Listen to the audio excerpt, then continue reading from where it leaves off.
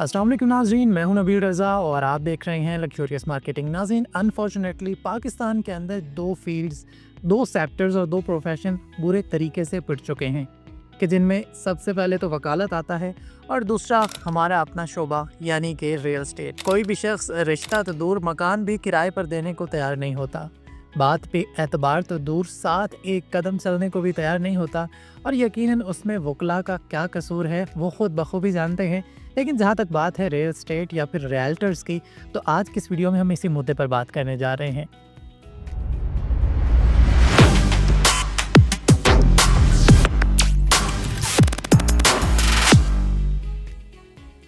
जब भी कोई भी शख्स किसी भी मार्केटिंग कंपनी या फिर रियल एस्टेट कंपनी को ज्वाइन करता है तो यकीनन उसको टारगेट्स अचीव करना होते हैं अपनी सैलरी को मेक श्योर करने के लिए। रियल एस्टेट से जब तक आप बाहर होते हैं तब तक आपको हर तरह की चालाकी से लाइल्मी होती है, लेकिन जिस दिन आप किसी भी रियल एस्टेट मार्केट या फिर किसी भी रियल एस्टेट कंपनी में कदम रखते हैं तो आपको बोनस, कमीशन, टारगेट्स और इन सारी चीज़ों का जब इल्म हो जाता है तो तब आप कोशिश कर रहे होते हैं कि आप ज़्यादा से ज़्यादा कमाएं। आपकी बेसिक सैलरी भी आपके टारगेट्स के ऊपर रिलाई कर रही होती है कि जिसकी वजह से आपने देखा होगा कि जब भी कोई भी नया बच्चा या फिर बच्ची किसी भी कंपनी को ज्वाइन करते हैं तो उनके ऊपर टारगेट्स की तलवार जब लटक रही होती है तो उस तलवार को सबसे पहले वो अपने इर्द गिर्द मौजूद लोगों के ऊपर गिराते हैं।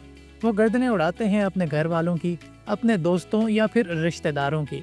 तो ऐसी सूरत हाल में बली का बकरा सिर्फ वही लोग बनते हैं कि जो आपके ऊपर ट्रस्ट करते हैं।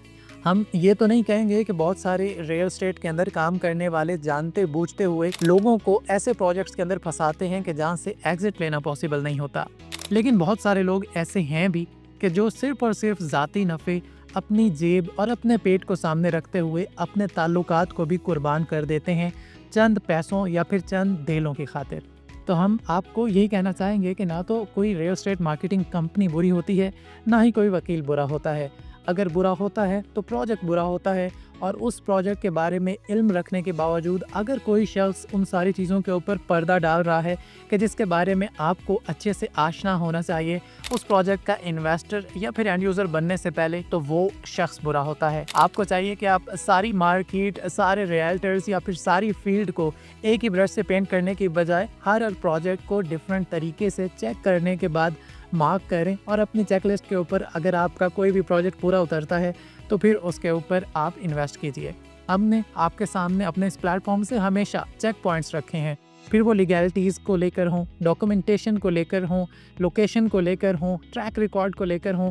तो यकीनन जब आप ये सारी चीज़ें अच्छे से परख लेते हैं तो फिर आपको कायल करने वाला आपका अपना हो या पराया, आपको बखूबी अंदाज़ा होता है कि आपकी इन्वेस्टमेंट उस प्रोजेक्ट के अंदर फ़ायदेमंद होगी या फिर कल को आपको इस प्रोजेक्ट के अंदर नुकसान हो सकता है। और रियल एस्टेट के अंदर काम करने वाले भी तमाम तर न्यू कमर्स और ओल्ड लोगों को चाहिए कि वो अपनों को बली का बकरा न बनाएं, अपने ट्रस्ट, अपने रिश्तों को चंद पैसों की खातिर, चंद दिलों की खातिर, सिर्फ ज़ाती नफ़े, कमीशन, टारगेट्स अचीव करने की खातिर या फिर अपनी सैलरी उठाने की खातिर अपने रिश्तों को ऐसे प्रोजेक्ट्स के ऊपर कुर्बान ना करें कि जिनका कोई फ्यूचर नहीं है। रियल एस्टेट मार्केटिंग कंपनीज़ को भी चाहिए कि सिर्फ अच्छे प्रोजेक्ट्स के साथ डील करें और उन तमाम तर प्रोजेक्ट्स का भी बायकॉट करें कि जो मार्केट में काली भेड़ों की तरह मौजूद हैं, और उन तमाम तर डेवलपर्स को भी एक्सपोज करें कि जो लोगों का सरमाया डुबोने में सरगर्म अमल हैं।